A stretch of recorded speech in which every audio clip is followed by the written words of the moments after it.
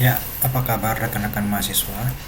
Di sini adalah slide pertama untuk week 3 PT dengan topik scanning. Yang akan kita bahas pada bagian scanning ini ada konsep, tools, teknik, IDS dan firewall, kemudian banner grabbing, lalu neo diagram, dan kemudian pentesting. Secara kesimpulan, yang dimaksud dengan neo scanning itu adalah proses untuk mengambil atau mengumpulkan informasi yang dibutuhkan sebanyak mungkin, sedetail mungkin tentang target, agar kita dapat memilih teknik-teknik atau metode yang akan kita gunakan untuk melakukan serangan. Tujuannya itu pertama tentu saja tadi kita bisa mengetahui mana host yang aktif, mana yang tidak aktif, terus IP address, kemudian port yang aktif, kemudian OS-nya, service-nya, versi, dan lain-lain, sehingga akhirnya kita bisa menemukan potensi celah keamanan. Kemudian karena kita tadi membahas tentang jaringan, kita perlu mengetahui apa itu TCP header. Di sini adalah informasi yang kita bisa tahu tentang TCP header seperti source port, destination port, sequence number, kemudian ada flag, dan lain-lain. Dalam hal ini kita perlu membahas dan mengetahui lebih detail tentang TCP header, TCP flag. TCP flag itu punya 6 bits. Kita bisa lihat ada SYN, ACK, FIN, RTS, PSH, dan URJ. Jadi ini semua dibutuhkan untuk TCP flag seperti itu. Kemudian kita bisa tahu juga mekanisme dari TCP/IP ketika berkomunikasi. Tadi kan kita sudah mengetahui bahwa objektif kita itu adalah mengetahui informasi sebanyak mungkin tentang target. Jadi asumsi kita itu di sisi host A, kemudian target itu di host B.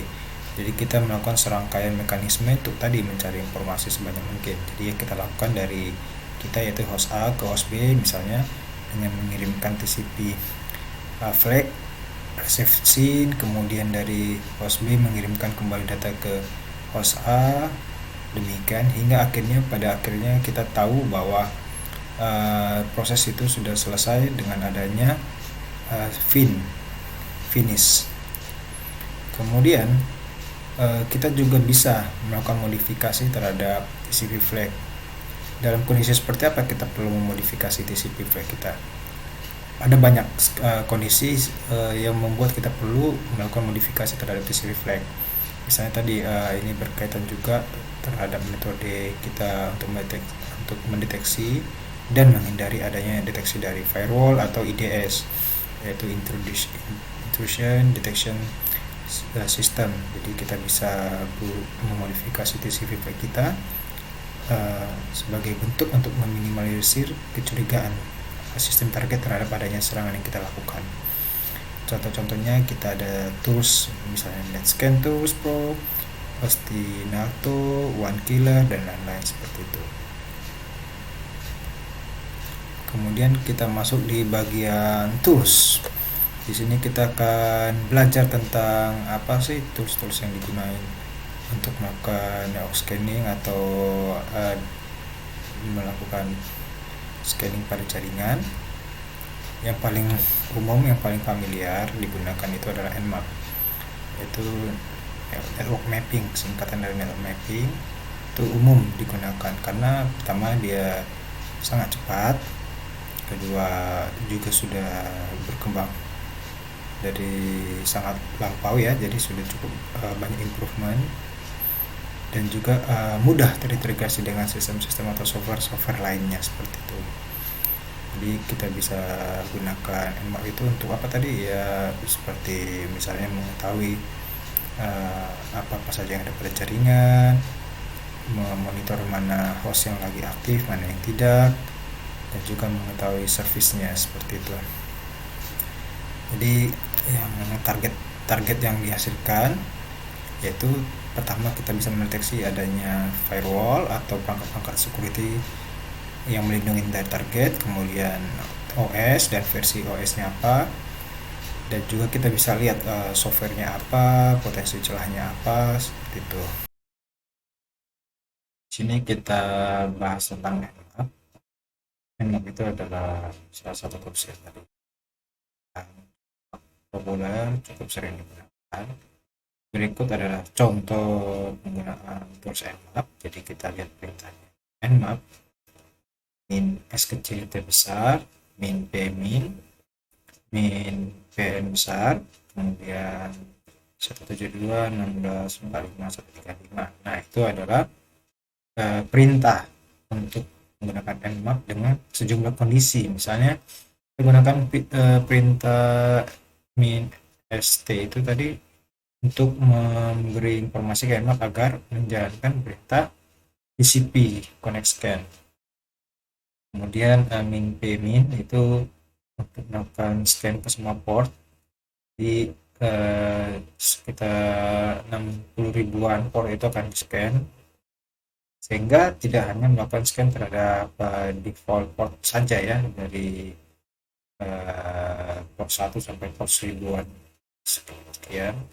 Kemudian untuk min pn itu tadi untuk skip post discovery, jadi Nmap tidak akan melakukan pencarian terhadap source yang sedang aktif lainnya, sehingga hanya akan fokus ke dalam target tertentu yang sudah didaftarkan. Dalam hal ini target yang didaftarkan tersebut adalah single target 172.16.45.135 seperti itu. Kita bisa lihat hasilnya adalah dari hasil scan ini port yang terbuka itu adalah 8834 scan TCP dengan state-nya itu kondisinya open dan service-nya unknown. Jadi tadi ya kita gunakan perintahnya st itu tadi untuk melakukan scan khusus untuk TCP, dan kemudian ini untuk semua port peroleh bahwa hanya ada satu port yang terbuka, dan itu bukan port yang default, melainkan custom seperti itu. Terus yang lain digunakan juga adalah Hubbing 2 maupun Hubbing 3.